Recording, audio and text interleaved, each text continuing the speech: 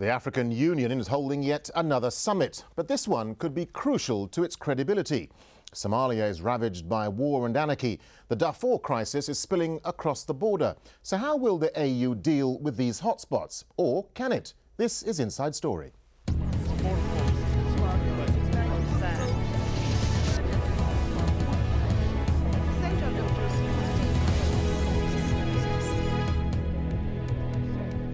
Hello, I'm Darren Jordan. Africa's leaders are gathering in Ethiopia's capital, Addis Ababa.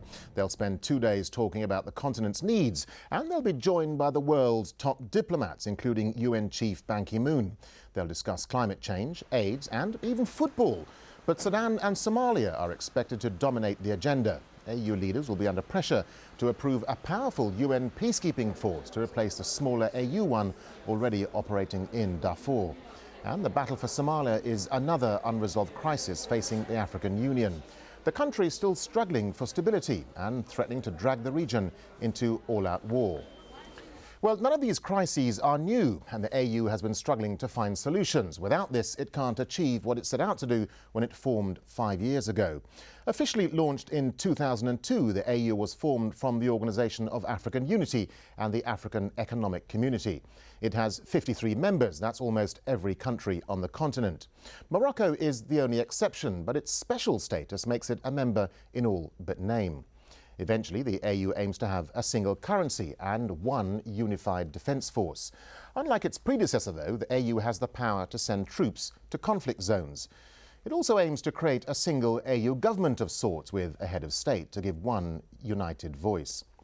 But to achieve all this, the AU first needs to bring peace to the continent and find ways of ending the regional and civil conflicts that have plagued Africa. Well, joining me now from Johannesburg is Aisha Kaji, head of the South African Institute of International Affairs. And in London, we have Dapo Oyewole, director of the Centre for African Policy and Peace Strategy. Aisha Kaji in Johannesburg, I'd like to start with you, if I may. Many observers say the AU suffers from a credibility problem. How real do you think those concerns are? Some of those concerns are quite valid, Darren. The AU has made great strides in the last few years since it was formed from the old Organisation of African Unity, in that it has taken steps, as you've mentioned, to put peacekeepers on the ground in conflict situations such as Darfur. However, the AU's political agenda perhaps is not as cohesive as it could be, given that the AU has taken no strong action on the crisis in Zimbabwe and in other similar trouble spots around the continent. It has, however, been quite successful in encouraging members to adhere to democratic principle, to hold regular multi-party elections, and you find that more and more of the member countries are actually coming into line. So it's had some successes. It's also had a remarkable success in getting the Pan-African Parliament up and running. It has had some success in getting the African peer review mechanism going in the first few countries. And that is quite unprecedented because it's the first time in the history of the continent that the continent's leaders have undertaken to monitor each other. OK, Dapo Oyewole in London. We'll talk about the issues of Somalia and Sudan in a second. But how effective has the AU been in bringing about peace and stability to many of the other trouble spots in Africa, like Sierra Leone and the Democratic Republic of Congo?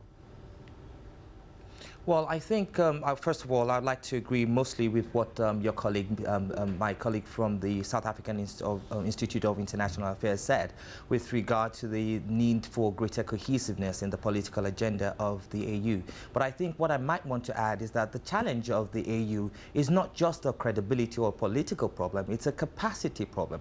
And when we're talking about capacity here, we mean both human resources as well as the financial and technical capacity for it to be as effective as it ordinarily should be in intervening and managing conflict on the continent. But more directly to your question, I think one of the issues, and we've seen this with Somalia, we've seen this with Darfur, is that the AU is a far departure from the OAU that could not intervene as robustly as the African Union is doing currently. But until we're able to deal with the capacity issues that currently undermine the ability of the African Union to be able to deploy effectively the kind of resources and troops that are necessary for either preventing, managing, or containing conflict, then we'll find ourselves still in the same position as we were since 2 years, since 2002, when the African Union itself was officially launched. Okay, so you're saying a lack of capacity, and that's been brought about by a lack of money and resources. Does that mean that Africans will never be able to sort out Africa's problems, briefly?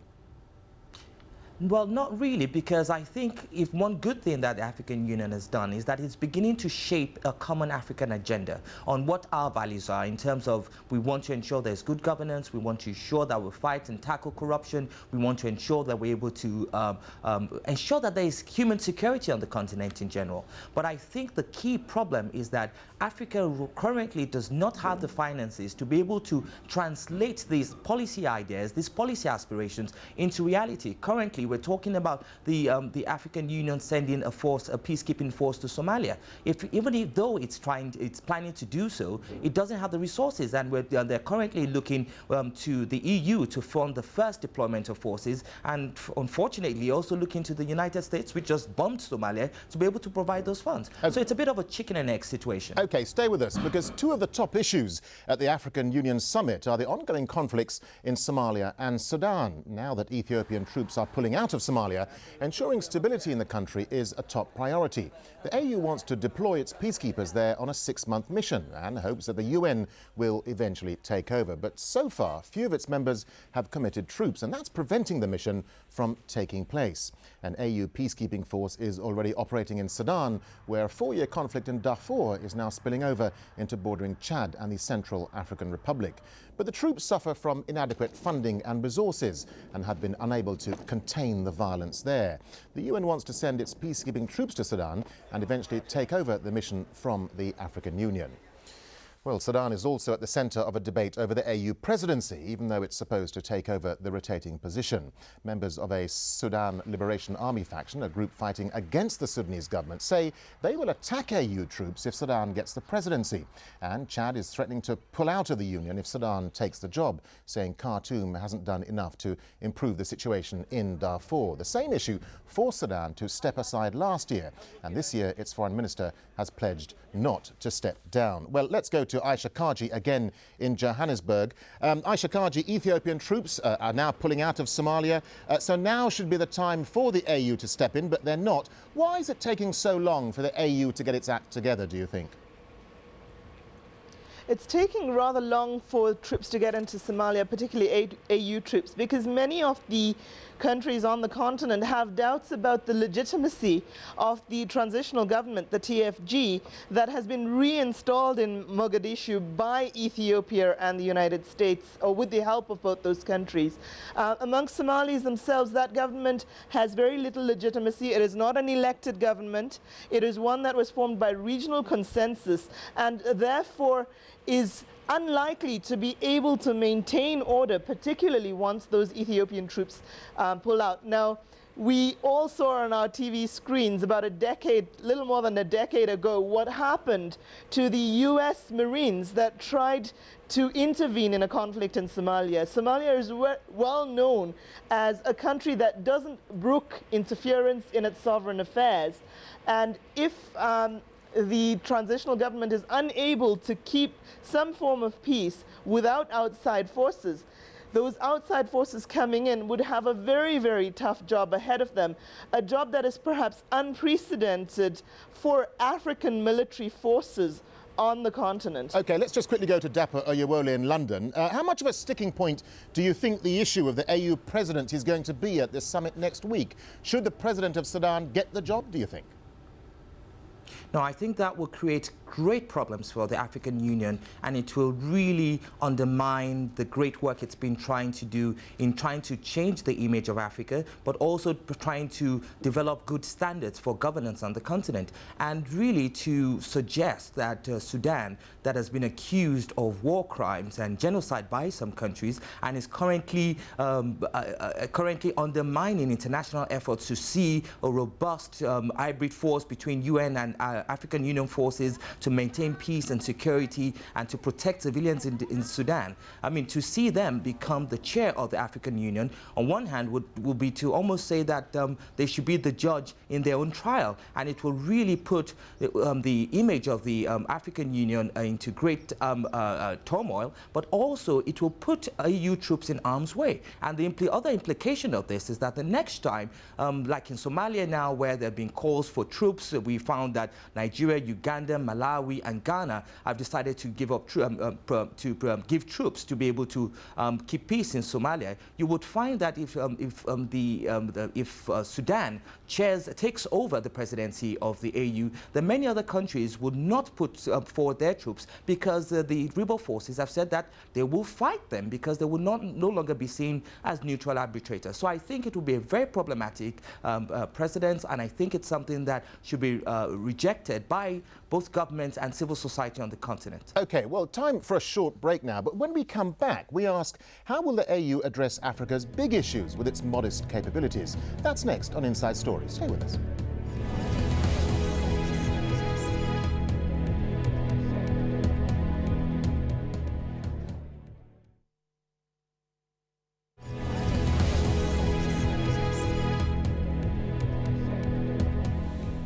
Welcome back. Well, it's still early days for the new-look African Union, and it has yet to secure itself as an effective, credible force. It started out with some success, though. Its first peacekeepers arrived in Burundi in 2002 in order to help the country climb out of civil war. But lasting results didn't really arrive until last September in the form of a peace deal. The AU also helped stabilize tensions in the Democratic Republic of Congo, long enough for elections to be held there late last year. But its latest challenges, the ongoing violence in Sudan and Somalia, have brought its effectiveness into question. Critics say AU operations in Darfur are ill-equipped and underfunded, and that a proposed task force for Somalia will suffer the same fate for the same reasons. Well, apart from civil strife, the AU also has the mammoth task of battling the continent's major health crises, such as HIV, AIDS and malaria, along with finding ways to alleviate the poverty that grips much of Africa. Well, let's go back to our guests now. In Johannesburg, Aisha Kaji, head of the South African Institute of International Affairs, and in London, Dapo Oyewole, director of the Centre for African Policy and Peace Strategy. Aisha Kaji in Johannesburg, let me start with you. Critics say the proposed peace force for Somalia will suffer the same fate as Sudan, under-equipped and underfunded. Is that how you see it? Yes, I think it's quite likely that that force would be under-equipped, underfunded, and also poorly mandated. It needs to be a force that has the mandate to use force to protect civilians, which the current force in Darfur does not have. It also will face problems of logistics and equipment, much as the one in Darfur has. And much of the problems of the Darfur force have been alleviated somewhat by funding from the European Union, by equipment and military machinery from the Canadians, and also by some funding now quite recently from the Arab League.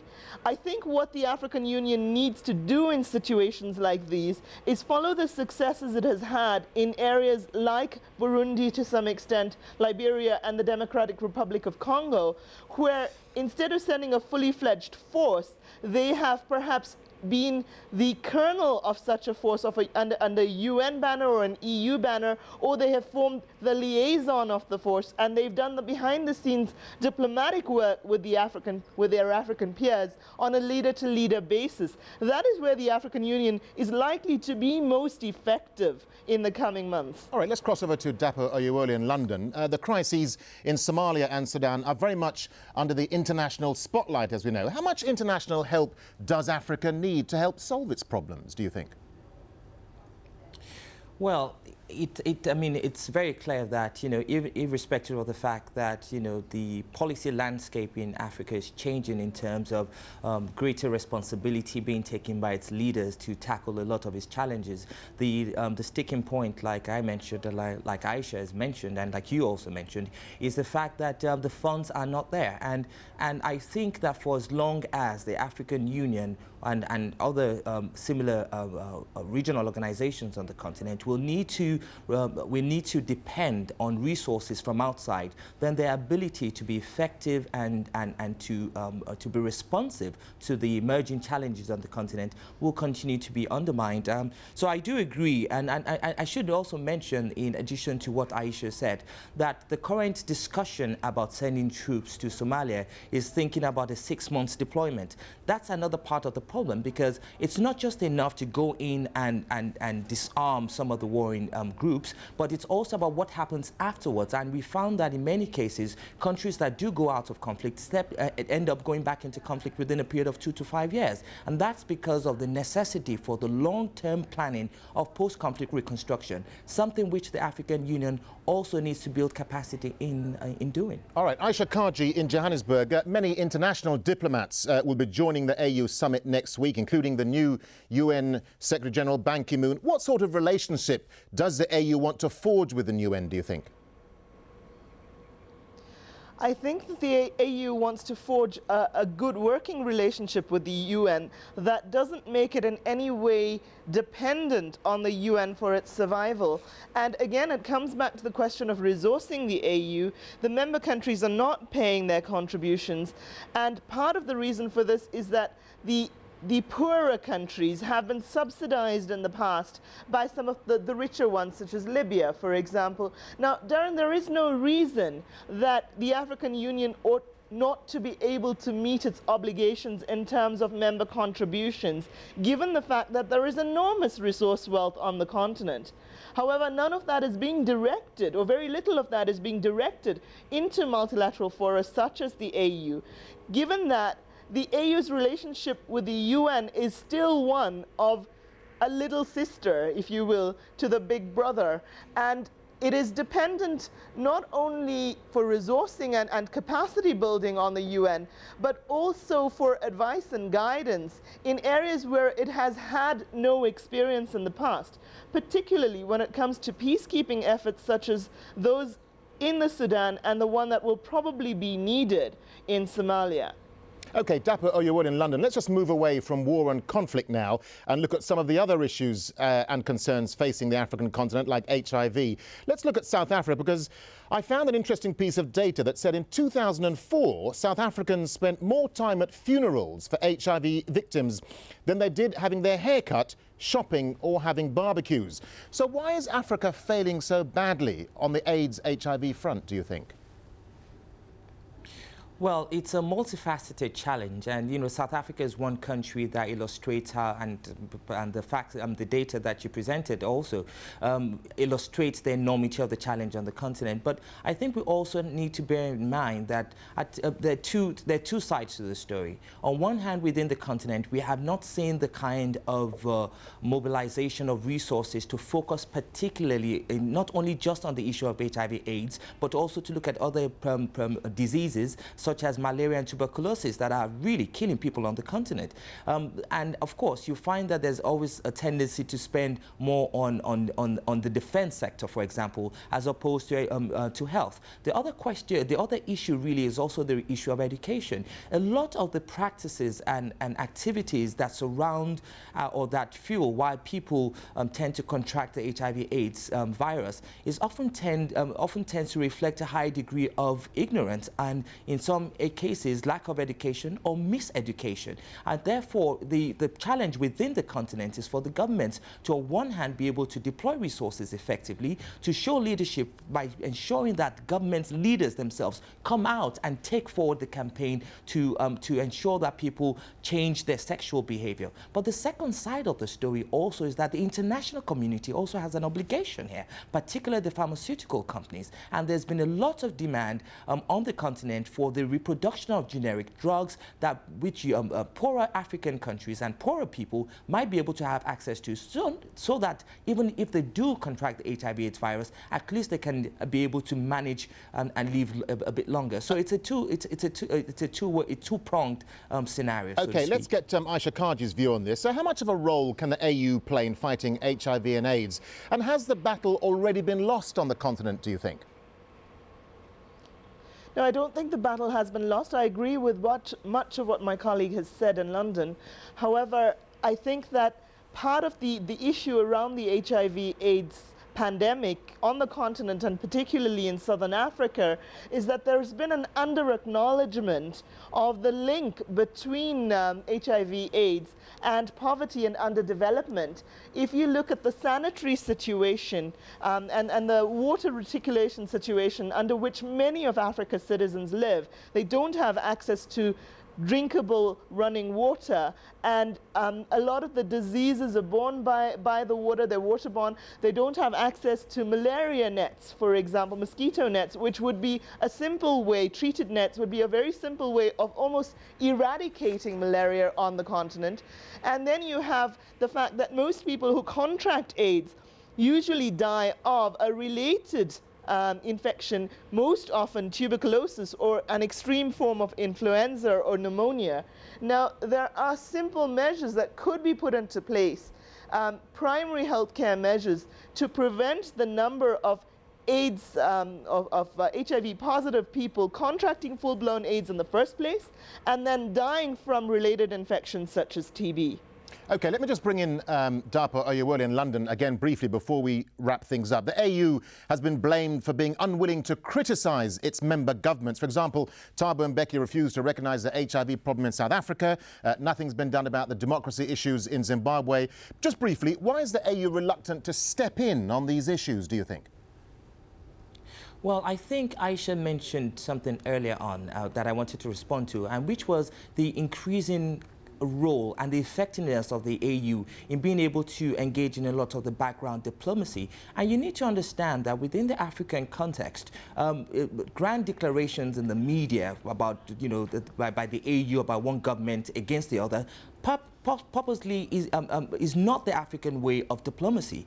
Where the AU can and have a greater influence is being able to utilize its good offices to broker deals between warring groups, like we've seen happen with Liberia and increasingly in Sudan, but not as we expect, but increasingly in Sudan. We see that the African Union does have the capacity to be able to engage in the kind of behind-the-scenes diplomacy that can lead to the kind of scenarios that we want.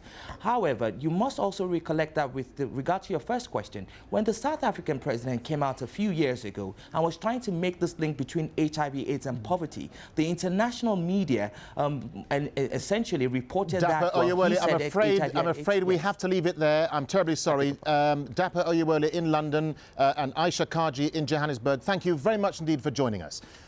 And thank you for joining us here on this edition of Inside Story. We welcome your comments and suggestions. Please email them to us at insidestory@aljazeera.net. Goodbye for now.